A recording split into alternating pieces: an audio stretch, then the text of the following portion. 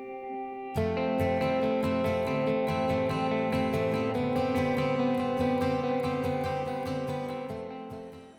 à cette vidéo d'instruction dédiée à l'apprentissage des techniques simples de suture pour les étudiants de médecine dentaire.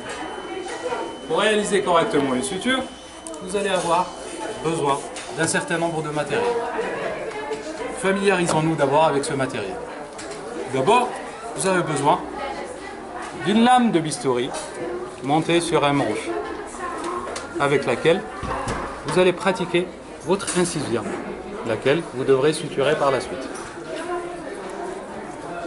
Vous aurez également besoin de fils de suture. Plusieurs types de fils de suture sont disponibles avec certaines caractéristiques, nous y reviendrons par la suite. Vous aurez besoin également de pinces à suturer, de pinces à disséquer et de ciseaux pour couper le fil. Intéressons-nous d'abord au bistouri. Sur ce bistouri, nous avons monté une lame numéro 11. Vous voyez, elle a une extrémité plate. Le bistouri vous servira tout simplement à effectuer une incision droite dans ce cas, sur laquelle vous allez vous exercer pour réaliser des sutures. Ensuite, commençons par le fil de suture. Sur ce fil de suture,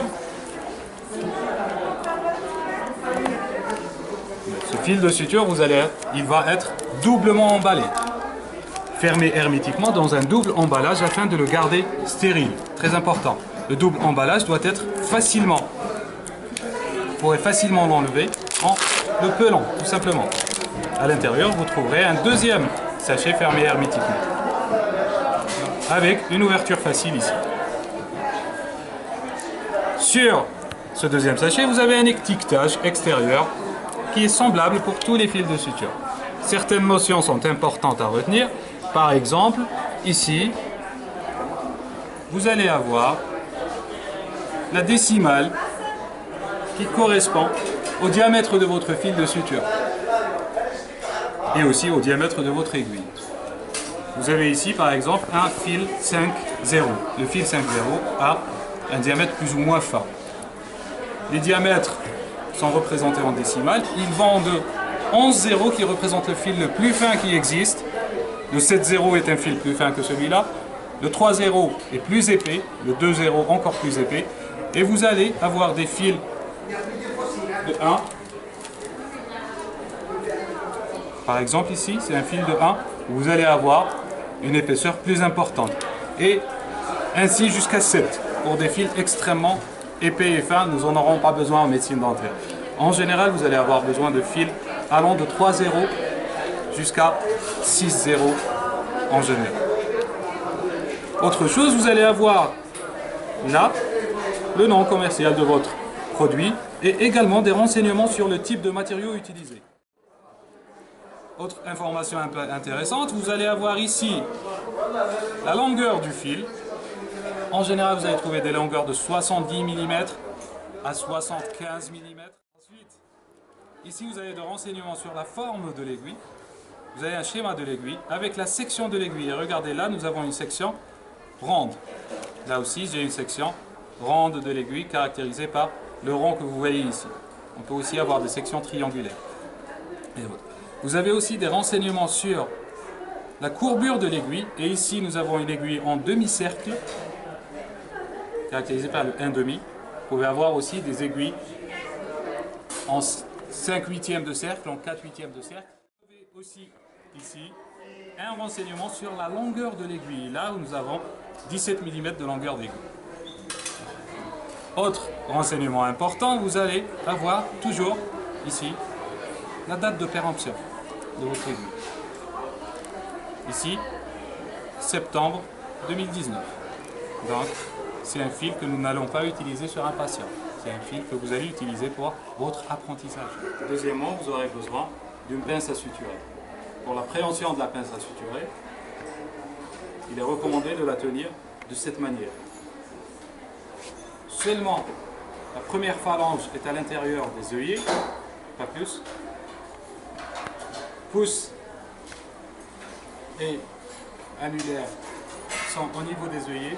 Les deux autres doigts servent à guider. Il faudra vous entraîner à bloquer et débloquer votre instrument.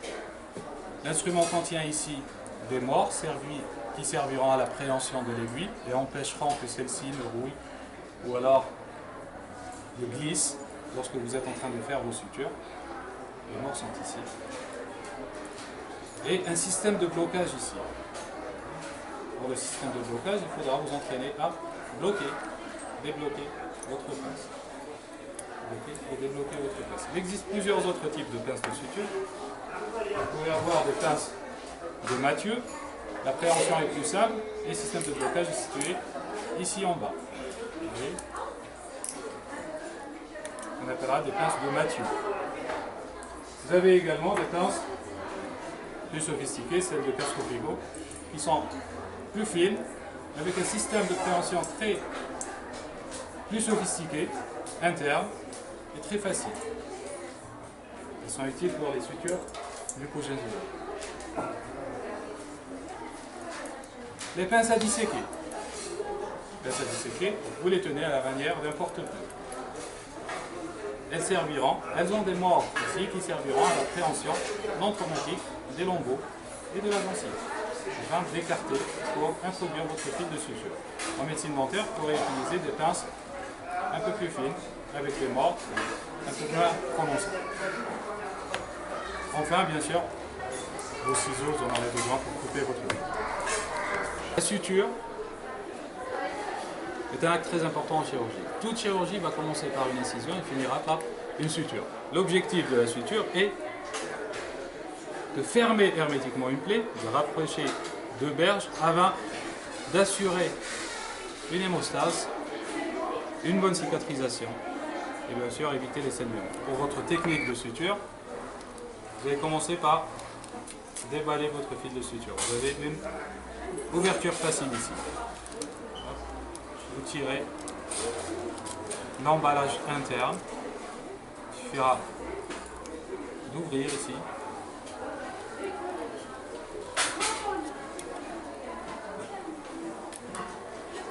Pour tomber sur votre aiguille. Comment charger votre aiguille? D'abord, prenez votre pince porte-aiguille et là, très important, paume vers le bas, la paume de votre main regarde vers le bas et vous prenez votre aiguille de façon perpendiculaire. Donc, très important, vous allez prendre votre aiguille à la jonction des 1/3 et 2/3 vers la pointe. Ne jamais prendre votre aiguille ici, à l'interstice de jonction avec le fil, vous risquez de la bousiller. Et aussi, ne prenez jamais votre aiguille au niveau de la pointe, vous risquerez aussi de la bousiller. Vous pouvez la prendre au milieu, ce ne sera pas grave. Première étape, vous avez pris votre aiguille. Deuxième étape, soit nous avons une plaie ici et nous allons essayer de faire un point simple, un point en haut, qui est le point le plus simple et le point de base à réaliser. Alors, vous devez pénétrer dans la première berge. En pénétrant dans la première berge, veillez à rester distant de l'extrémité de la berge de au moins 1,5 mm à 2 mm, afin d'éviter de déchirer votre berge. Ça, c'est important. Deuxièmement, en pénétrant, vous devez avoir, l'aiguille doit avoir un angle de 90 degrés avec votre gencive. Donc, vous allez faire ça, pénétrer à 90 degrés. Après avoir pénétré à 90 degrés, vous allez faire un mouvement de rotation en suivant la courbe de l'aiguille. Donc, pénétration à 90 degrés, mouvement de rotation pour suivre l'aiguille. Pénétration et mouvement de rotation. Vous décrochez votre instrument et vous venez reprendre votre aiguille de l'autre côté. Rappelez-vous, pas au niveau de la pointe. On suit le mouvement de rotation sans tirer et vous tirez votre fil vers vous. Vous prenez votre aiguille maintenant de cette manière. De cette manière, vous allez prendre votre aiguille. Vous ne la tournez pas vers vous. On ne prend pas une aiguille comme ça. Je ne veux pas me piquer. Peut-être que ce modèle a le sida. Donc l'aiguille toujours vers l'extérieur. Maintenant, la paume de votre main regarde vers le haut. Et vous venez vers le haut. La paume de ma main regarde vers le haut. Et vous venez recharger une deuxième fois votre aiguille. J'ai bloqué. Je repars en sens inverse. On peut, avec la main non dominante, nous pouvons nous aider avec la main non dominante, c'est tout fait, afin de éverser la berge. Regardez ici, je vais, avec ma main non dominante, avec une pince à disséquer, je vais éverser la berge ici, pour que la pénétration de l'aiguille soit plus facile. Je viens, comme pour tout à l'heure, angle de 90 degrés. Je ressors à distance de la berge de au moins 2 mm. Je viens faire mon mouvement de rotation et je récupère mon aiguille de l'autre côté. Et voilà.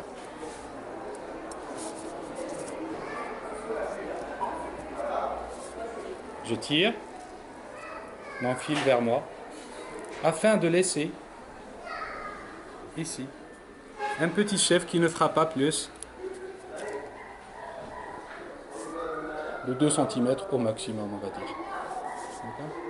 Donc j'ai un grand chef qui regarde vers moi et un petit chef qui est ici. Ici j'ai un excès de fil. J'ai à peu près 68 cm de fil ici. Donc il est recommandé de le faire tourner autour de votre poignet. Ainsi, il évitera de vous échapper. Ensuite, ici, dans le U qui est formé par le petit chef et le grand chef, vous venez introduire votre pince à suturer. Ici. Et là, nous allons faire ce qu'on appelle un nœud carré.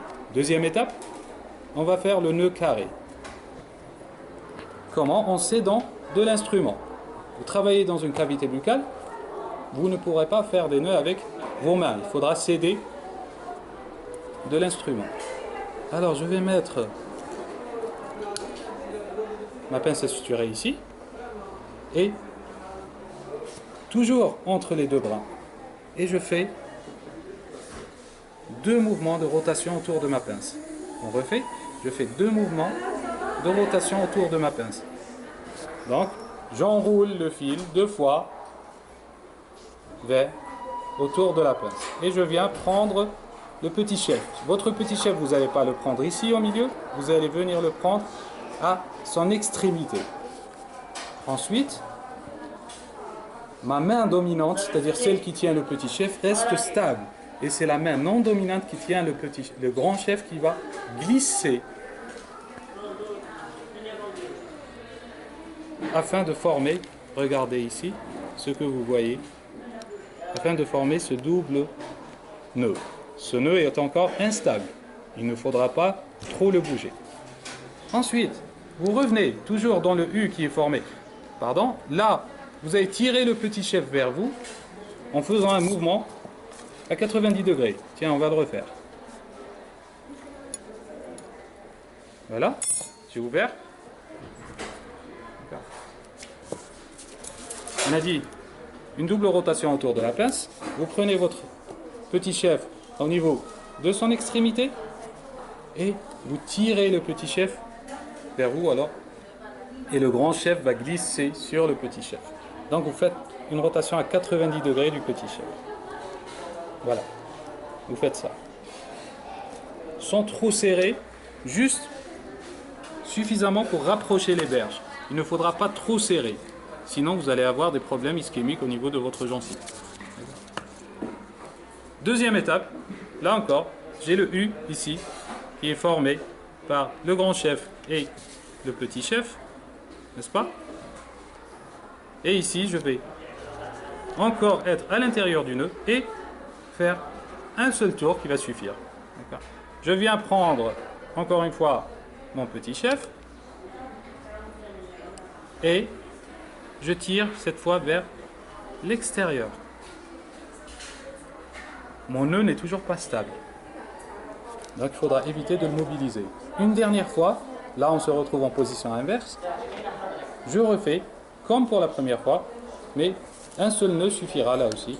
Et je reprends mon petit chef et tirer une dernière fois vers moi afin de serrer le nœud. Là, vous avez un nœud qui est serré. Veillez à ce que le nœud que vous avez fait ne soit pas au milieu de la berge, mais à l'extrémité, une des extrémités de la berge. Pourquoi? Parce qu'il va y avoir une rétention alimentaire ici, une mauvaise cicatrisation. Lorsque vous aurez fini tout ça, vous prendrez vos ciseaux et vous venez couper les extrémités à peu près 5 mm en laissant 5 mm d'excès. Là. Voilà. Et vous prenez le deuxième petit chef et même chose, vous coupez en laissant une extrémité de 5 mm.